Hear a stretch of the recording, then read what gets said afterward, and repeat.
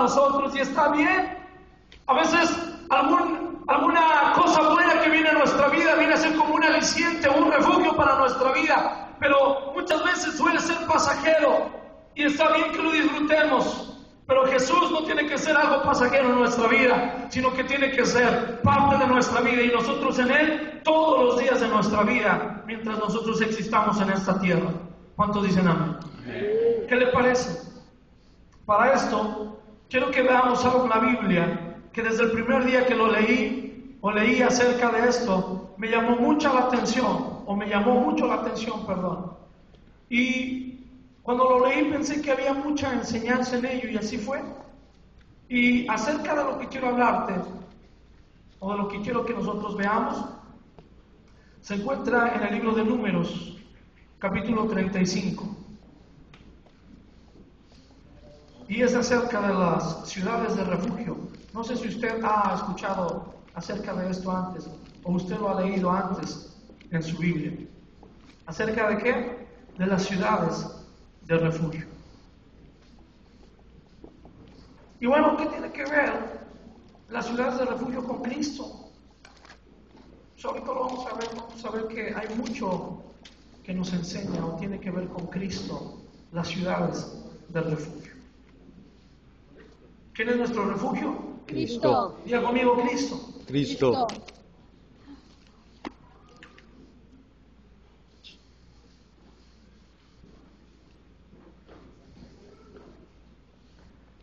Capítulo 35 del libro de Números, versículo 9 en adelante.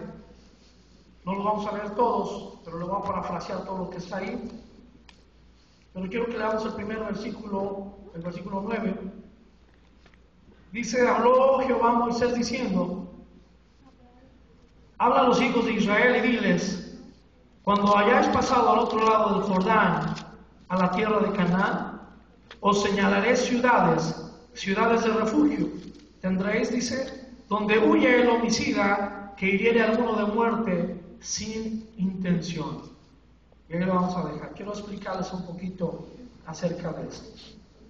Miren, pongan atención ahora. Ahí en el capítulo 35, cuando Dios habla a Moisés y le empieza a decir cómo iba a distribuir la tierra prometida al pueblo de Israel, de repente le dice: bueno, tal tribu va a ocupar esa tierra, y empieza Dios a decirle cómo tenían que distribuir la tierra al pueblo de Israel, el territorio, como heredad. Ahora pongan mucha atención. A los levitas, o a los hijos de Leví, fue la única tribu que no les dieron heredad. O sea, no les tocó de la repartición. Pero allí en el capítulo 35, Dios le dijo a Moisés: a los levitas, de todo el territorio, de toda la tierra prometida que yo te voy a dar, de todas las ciudades que ustedes van a tomar, ustedes le van a dar a los levitas 48 ciudades. ¿Cuántas ciudades? 48. 48 ciudades en diferentes partes de todo Israel. A diferencia de las tribus, que ciertas tribus se establecían en una parte del territorio y no estaba regado, los levitas era la única tribu que tenía que estar regada en todo el territorio de Israel, en toda la tierra de Israel.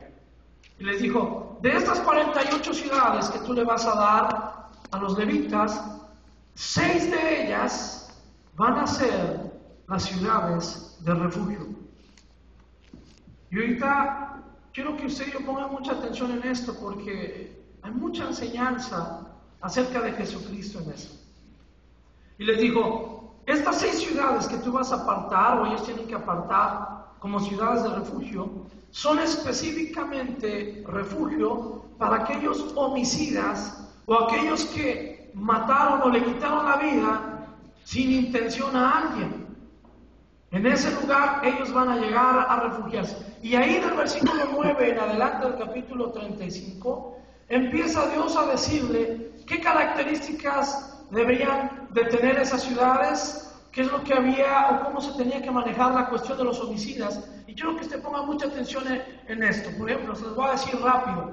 Estas ciudades eran parte de las 48 ciudades que les darían a los levitas. Estas ciudades eran un lugar de refugio para estos hombres o aquellas personas que por algún accidente herían de muerte a otra persona, o sea, sin intención. Y estas ciudades estaban distribuidas de manera estratégica. Había 3 ciudades de un lado del Jordán y otras 3 del otro lado del Jordán. Ahora, había una distancia entre ellas, pongan mucha atención, de 110 kilómetros, o sea, 68.35 millas entre todas las ciudades.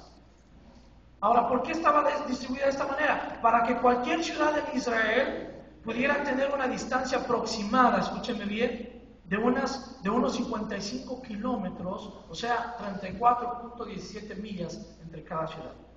Dios le dijo, mira, van a ser estas ciudades, porque Dios se las nombró cuáles eran las ciudades que iban a establecer como ciudades de refugio. Esas ciudades Dios las estableció de una manera estratégica, que de cualquier punto de Israel podía llegar cualquier persona, de cualquier ciudad de Israel, podían llegar a cualquiera de esas ciudades en no menos de un día caminando. Por eso, todas esas ciudades tenían aproximadamente la misma distancia entre sí. Entre todas tenían una distancia de 110 kilómetros. Pero entre cada ciudad, o sea, de cada ciudad a esa ciudad, por ejemplo, hágase cuenta que Concord era una ciudad de refugio. Si de otras ciudades querían venir a Concord, ninguna ciudad pasaba de la misma distancia que estaba, 55 millas de distancia. ¿Qué le pareció? 55 kilómetros de distancia, perdón. O sea, Dios lo hizo de una manera estratégica para que todos tuvieran que recorrer sí, la misma distancia entre las ciudades para llegar a las ciudades de refugio. Es interesante eso, ¿verdad? Ahora, en estas ciudades, pongan mucha atención, porque le estoy parafraseando todo eso. El homicida involuntario tenía que permanecer para que su vida fuese preservada. ¿Por qué? Pongan mucha atención. De acuerdo a la Biblia, de acuerdo a la ley, cualquier persona que le quitaba la vida a otra persona tenía que pagar con su propia vida. ¿Sí? De acuerdo a la ofensa que una persona hacía a otra, de acuerdo a la ley de Moisés, tenía que pagar de la misma manera, ojo por ojo, diente por diente, vida por vida. Entonces, si una persona le quitaba la vida a otra persona, no había manera de pagar materialmente por la vida de esa persona, sino tenía que pagar ¿con qué? Con su propia vida. Ahora, la cuestión era esto, que como Dios entendía que de repente iba a haber algún accidente, o que por alguna razón, algún accidente, involuntariamente alguien le quitaba la vida a una persona, entonces, de acuerdo a la ley, aunque hubiese sido involuntario, esa persona tenía que morir también, porque la ley decía que vida por vida. Pero Dios le dio una oportunidad a esas personas y era que podían ir a una de esas ciudades de refugio, y mientras esa persona llegaba a la ciudad de refugio, entonces su vida era preservada. Pero ese hombre, ese homicida involuntario, tenía que permanecer en esa ciudad refugio hasta que el sacerdote muriese, o el sumo sacerdote muriese. Ahorita quiero explicarles todo eso, porque todo eso tiene un significado. ¿Por qué tenía que ser un lugar de refugio? ¿Por qué? Porque miren, de acuerdo a la ley también, si alguna persona moría en manos de otra persona, algún pariente de esa persona tenía el derecho de vengar la muerte de esa persona que moría. Haz de cuenta que si de repente a mí alguien me quitaba la vida en ese tiempo, porque yo sé que aunque en ese tiempo no lo haría, ¿no? Porque es muy cristiano, si alguien me quitase la vida, Ricardo buscaría vengar mi muerte. ¿Y cómo? Lo que tendría que hacer era buscar a la persona que me quitó la vida y también quitarle la vida.